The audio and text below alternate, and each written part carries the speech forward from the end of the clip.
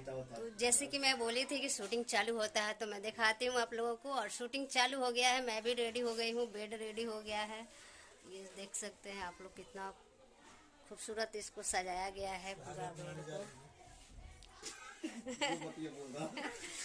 जैसे कि मेरा शादी हुआ है नया नया, तो शादी का ऐसा ही ना बिस्तर रहता है, तो वही दिखाया जा रहा है इसमें।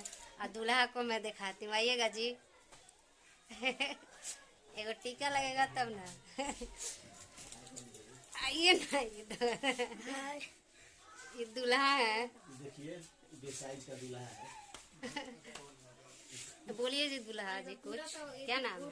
आनंद कुमार। आनंद जी हैं, दूल्हा है। एक वीडियो में मेरा बेटा बने थे, इसमें मेरे पति बने हुए हैं।